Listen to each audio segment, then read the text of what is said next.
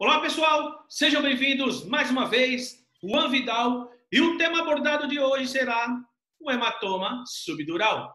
Então, vamos lá. Em relação ao hematoma subdural, ele é caracterizado por uma coleção de sangue no espaço subdural.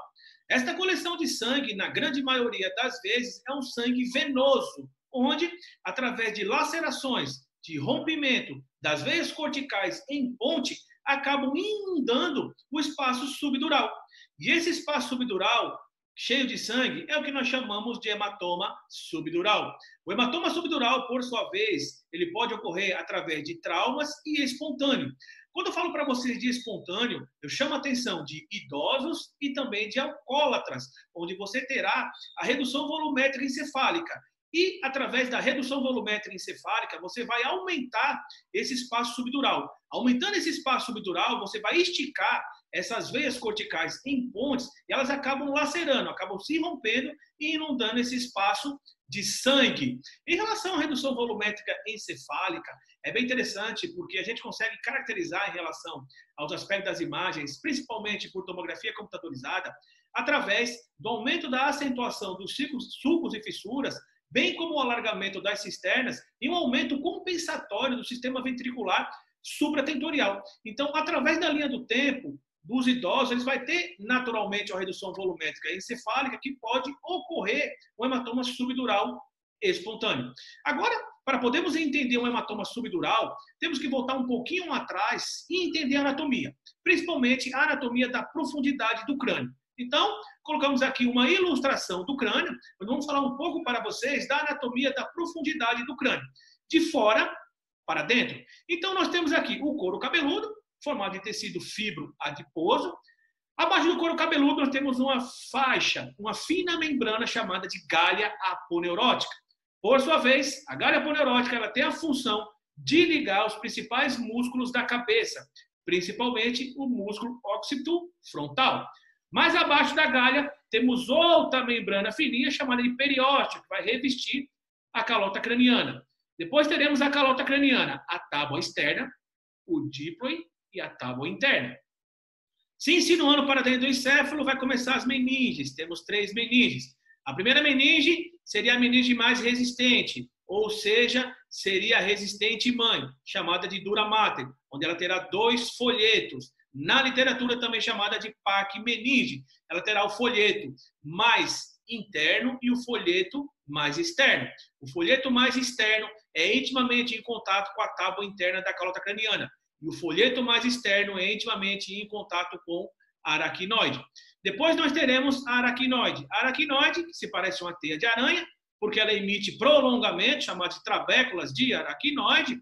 E, por fim, teremos a pia mater, a bacia-mãe, ela que vai dar consistência ao encéfalo, também chamada de leptomeninge. Agora, precisamos entender alguns espaços muito importantes.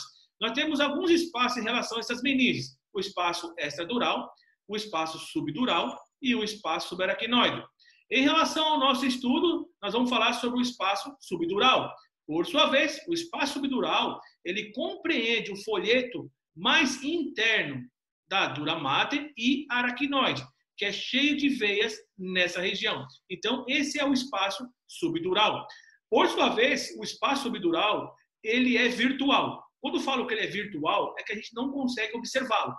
Vamos só conseguir observá-lo quando ele tiver algum tipo de lesão, como, por exemplo, uma coleção sanguínea.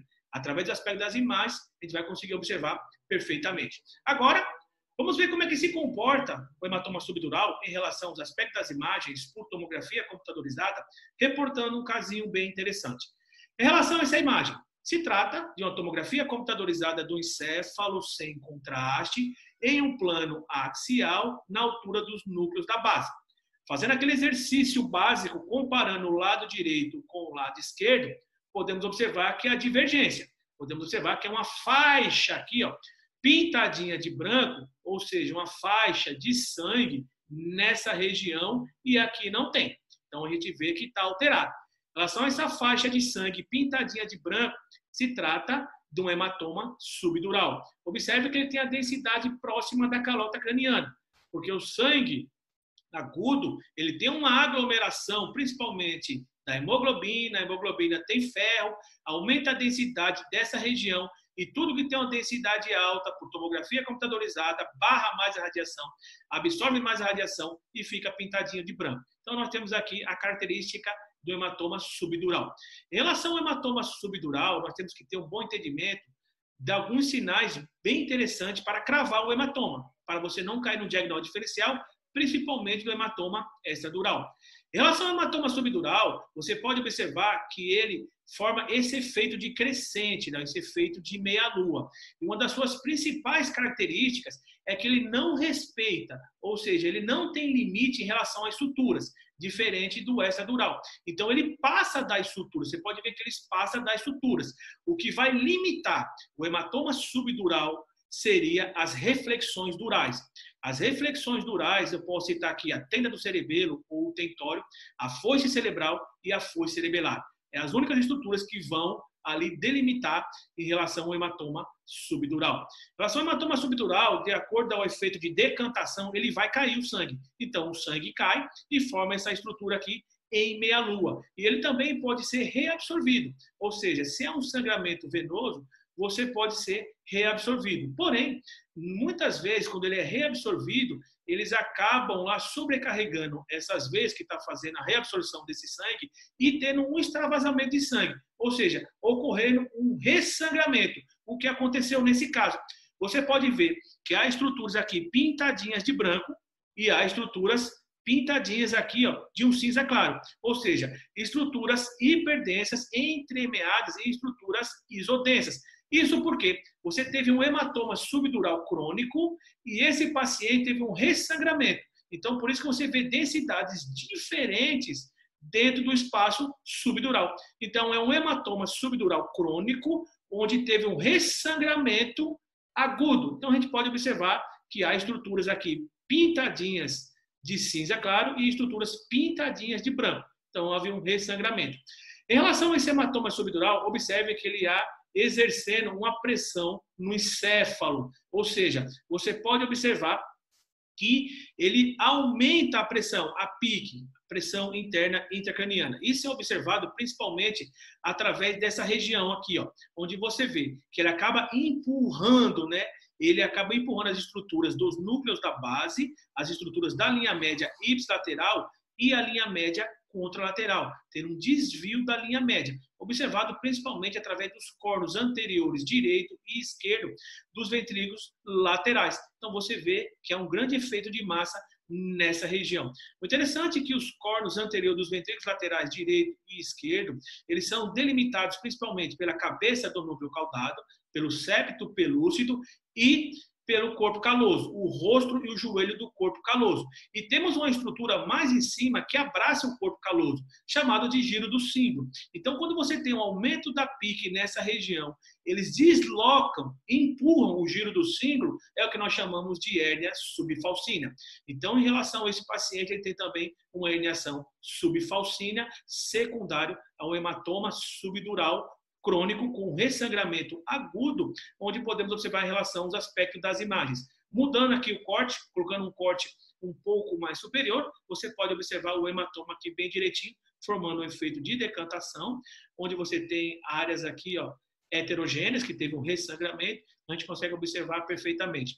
Em relação aos hematomas subdurais, em relação ao seu tratamento, o médico neurocirurgião ele vai observar principalmente o tamanho desse hematoma, a quantidade de sangue que está esse hematoma, a pressão que ele está fazendo, né, a compressão que ele está fazendo no encéfalo e observar a sintomatologia desse paciente, ou seja, ele vai observar a clínica desse paciente para poder tomar uma decisão. Nesse caso, a decisão foi cirúrgica de acordo ao aumento da PIC e a sintomatologia desse paciente.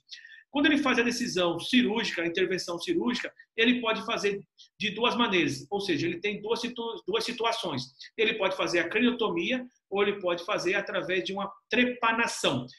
Nesse caso aqui, ele fez a trepanação, ou seja, são furos que fazem na calota craniana.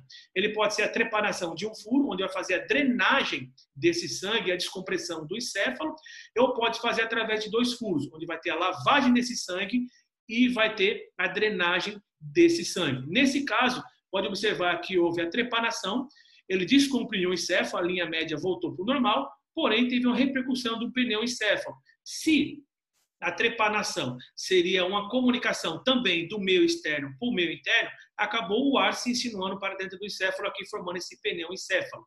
Em relação a esse pneuencéfalo, é caracterizado principalmente através desse sinal aqui, ó, o sinal do Monte Fuji. Então, nós temos aqui o sinal do Monte Fuji, caracterizando, então, um pneuencéfalo localizado no lobo frontal. Outro corte para mostrarmos aqui a trepanação, o furo que foi feito aqui e a repercussão do ar no encéfalo, chamado de pneuencéfalo. Colocamos aqui em um janelamento específico para o estudo dos ossos, temos a trepanação dos dois furos e temos a repercussão aqui do ar, chamado de pneuencéfalo. Colocamos também uma reconstrução em 3D, para termos a melhor visibilidade em relação à trepanação, os dois furos que foram feitos aqui, um furo para fazer a drenagem, outro furo para fazer a lavagem. Então, o médico optou para fazer a trepanação. Então, seria isso, meus amigos. Muito obrigado. Quis falar um pouco para vocês sobre o hematoma subdural. Espero que tenham gostado. Fiquem com Deus e até a próxima aula, meus amigos.